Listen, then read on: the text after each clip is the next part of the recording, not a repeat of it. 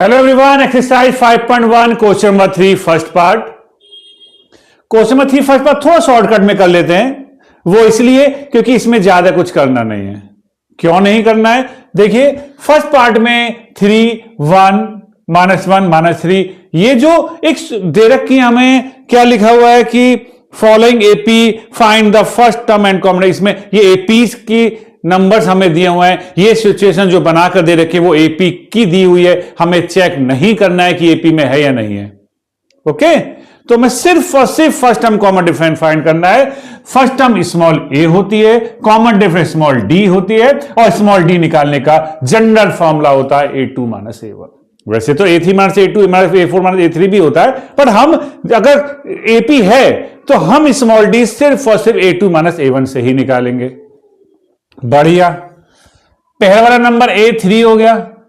D निकालने के लिए लिया हमने A2 - A1, तो A2 के प्लेस पर A2 की वैल्यू, A1 के प्लेस पर A1 की value 1 - 3 - 2। Hence first term 3 common difference -2।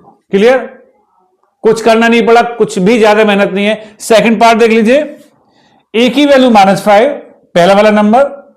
A कह दो, A1 कह दो, एक ही बात, कंफ्यूज मत होना। स्मॉल ए कह दो, स्मॉल A1 कह दो, एक ही बात है। A2 डी क्या होता है? A2 - A1, तो A2 में से A1 माइनस किया, लेकिन ध्यान से मिस्टेक ना हो जाए। वैल्यू अगर माइनस में दी हो तो उसे ब्रैकेट में रखिए। ब्रैकेट का यूज जरूर करिए, क्योंकि ब्रैकेट का यूज इसलिए। और स्टेप, एक बात और ध्यान रखना है कि स्टेप ज्यादा लिखने से मार्क्स नहीं कटते, कम लिखने से स्टेप मिस्टेक हो सकती है, तो उससे बचिएगा थोड़ा सा। A2 - A1, A1 इक्वल -5, तो माइनस प्लस -1 + 5 4, तो hence first term equal to -5 and common difference 4। Third part देख लीजिए। A1, जो A1 वही A, तो A तो 1/3 हो गया। D क्या होता है? A2 - A1, तो 5/3 - 1/3। एलसीएम लिया, सेम डिनोमिनेटर है, नो प्रॉब्लम, और 4/3 आ गया। लास्ट में हैंस लिख दिया, hence first term 1/3 common difference 4/3। ये जल्दी इसलिए चल रहा है क्योंकि इसमें ज्यादा कुछ है नहीं, समय वेस्ट नहीं करना है, जनरल चीज देखनी है। फोर्थ पार्ट, फर्स्ट वाला नंबर स्मॉल ए, जिसे A1 भी बोलते हैं। डी होता है A2 - A1, तो 1.7 - 0.6 1.1, नो प्रॉब्लम।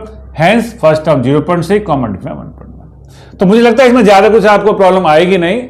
फिर भी कोई प्रॉब्लम हो, समझ में ना आए, कुछ शॉर्टकट लग रहा हो कि बहुत जल्दी जल्दी बता दिया कुछ, तो कमेंट में कमेंट कीजिए, फिर से आपको समझाया जाएगा प्रॉपर एक एक स्टेप के साथ।